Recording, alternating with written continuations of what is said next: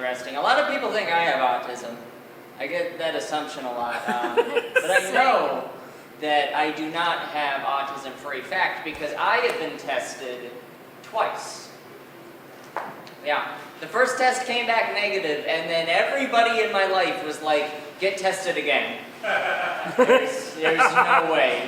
You like sharks too much for that to just be a quirk. Even a broken clock is right twice a day, and you, Matthew, are definitely a broken clock. My grandma can be harsh. It's okay, though. She's dead. I won. It was a fist fight. Anyway, moving on. Something personal about me. I work at a doggy daycare. Does anyone have any fun dog stories? Any crazy dog stories? Oh, that's okay. Oh, we got a woo. Is that, do you have a story you'd like to share, or you just want to participate? And fuck it, man. I love it. I'll tell it later. Okay, sounds good. I'll tell mine now. So working at a doggy daycare, a lot of people think that's a fun job because you get to pet dogs for a living, but really it's 50% picking up shit, 50% cock-blocking dogs, and then you get paid $12 an hour for that, so it's not really worth it. I didn't know that all dogs hump before working there. You know, boy dogs hump, and girl dogs also hump. Which, by the way, being humped by a dog, I actually like being humped by people very much. I don't really like being humped by dogs as much. It doesn't translate over. But yeah, like I said, the boy dogs hump, the girl dogs hump, the boy dogs will hump other boy dogs, and the girl dogs will hump other girl dogs, and they'll all hump me. The only difference is I let the girls finish.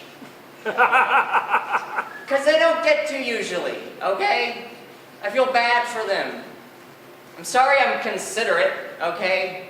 I'm sorry I think about other people than just myself. But when the dogs finish, I ring a bell. So that I can teach them to come on command. Yes. Just like their parents asked me to.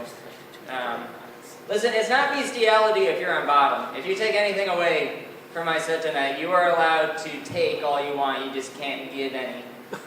Those are the rules for bestiality. You guys heard about this 9/11? Woo!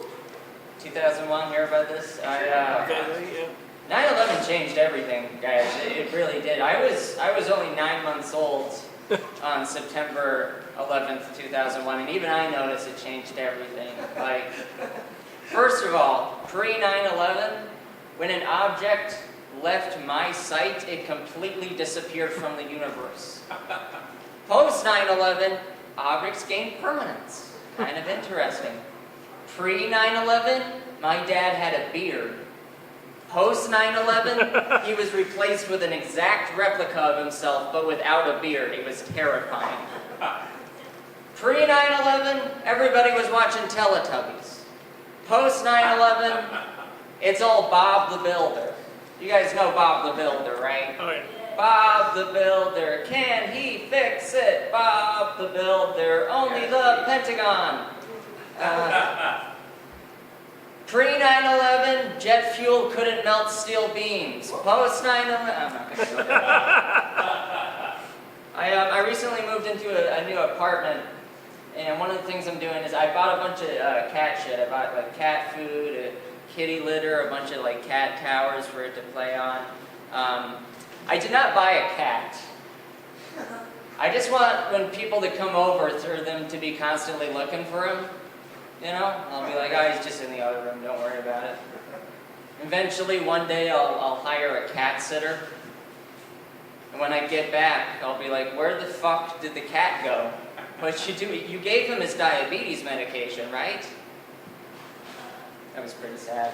Another thing I'm doing in my apartment, in my room, I have a giant cardboard cutout of an elephant. And when people ask me, what's that doing in your room? I say, I don't want to talk about it. Because it's the elephant in the room. I'm going to end on this. I wrote this today. It's sad. But I think the hardest part about living on a farm is dealing with all the dying dogs that are constantly moving in with you. I feel like that would really wear on you. Thank you very much. I'm Matthew Milligan. Woo!